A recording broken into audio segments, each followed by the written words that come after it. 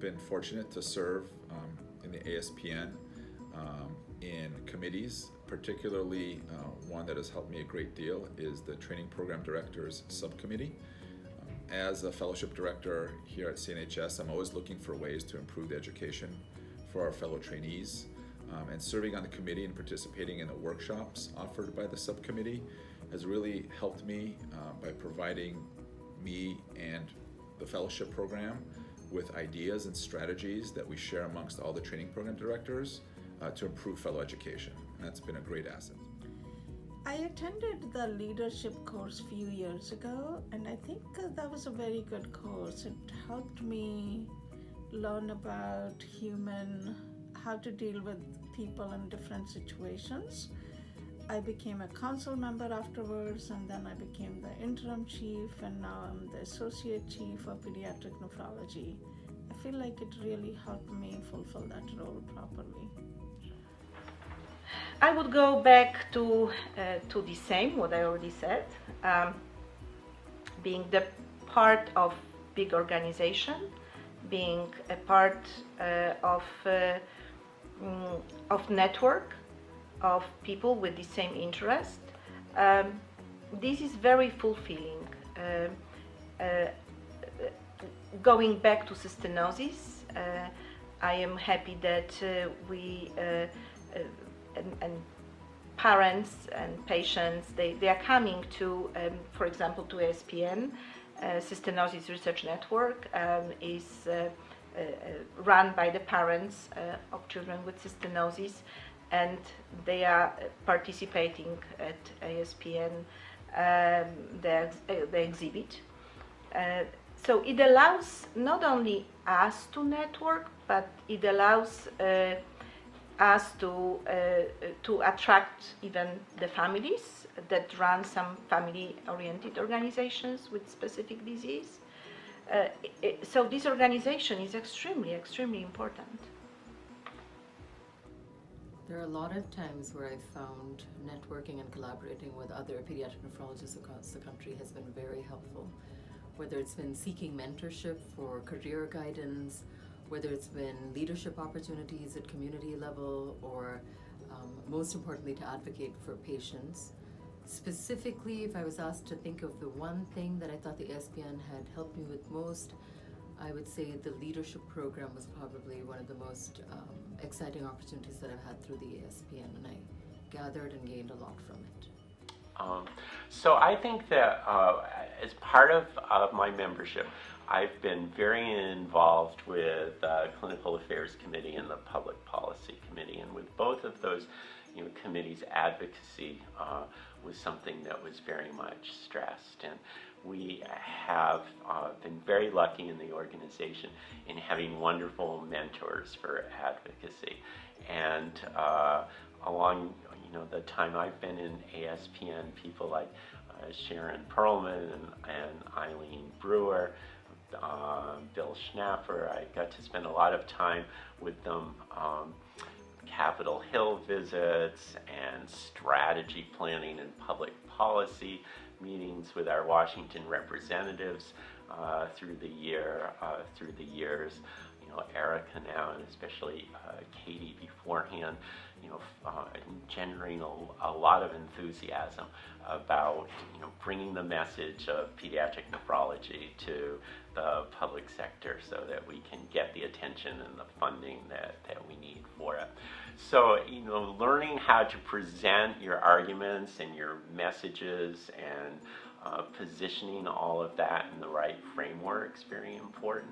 Well, a lot of what we do when we're back in our home institutions and we have to do a lot of advocacy work for our own divisions, within the context of the bigger administrative framework.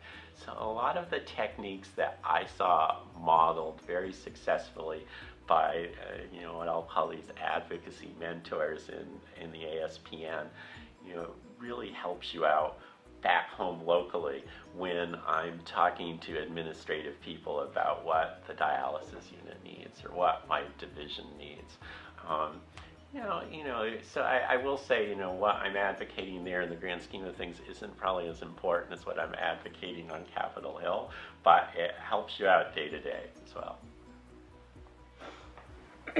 Well, there's many.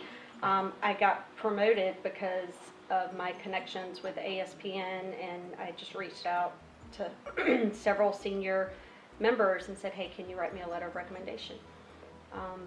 The leadership development course, like I was talking about a few seconds ago, gave me the skills to be the chief of nephrology and, the medical director of pediatric transplant. And, I don't think I would have been as successful in these roles if it hadn't been for ASN and those roles.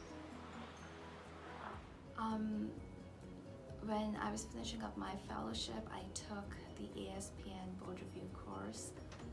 It was a very good course. I benefited hugely from it, and I perhaps would have had a much harder time had it not been for the course. So yeah. Job roles. I think it very much did.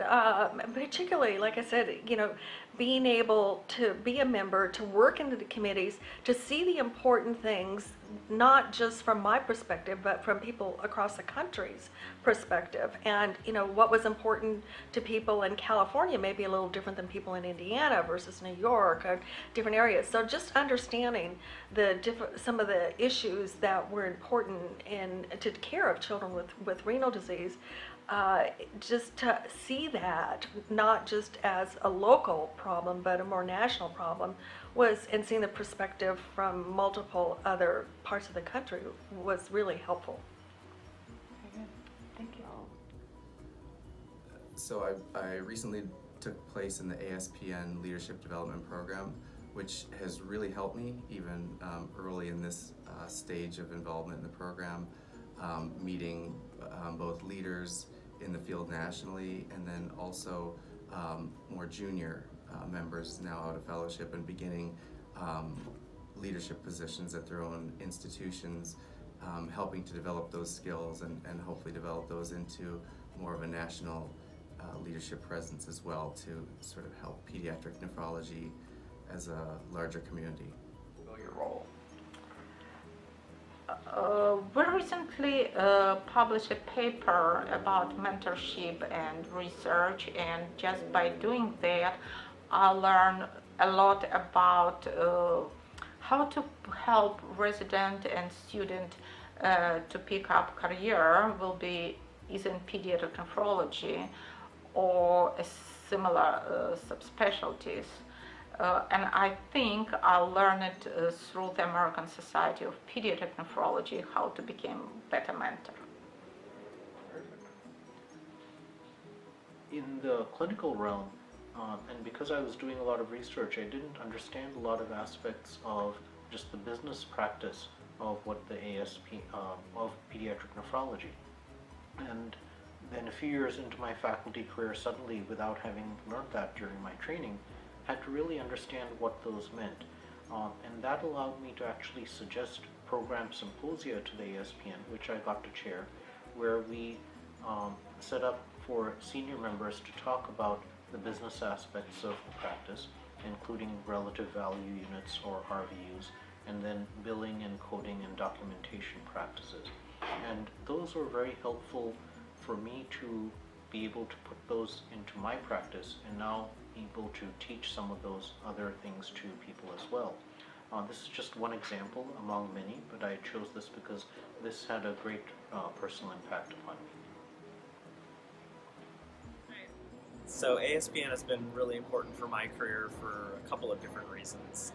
Number one, I think that's really where I got my start in nephrology as a resident, coming to the conference and getting to meet other pediatric nephrologists. And the other part about what's made ASPN so important to me is the JELF Scholars Program, where I really learned how to be an advocate for my patients with kidney disease, and also really understand the way both government and regulation really affect our patients and the care that we give them.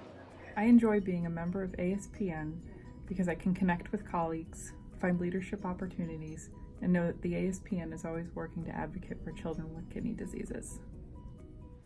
So, ASPN has been an important part of my education as a pediatric nephrologist, not simply from the perspective of the annual meeting and learning about the latest developments in pediatric nephrology, but a way to keep connected in a world that we're increasingly unconnected with people who share the same passion to take care of children with kidney diseases. So ASPN, thank you for being there, and I'm so proud to be a member. Come join us at ASPN. Join us at ASPN. Join us at ASPN.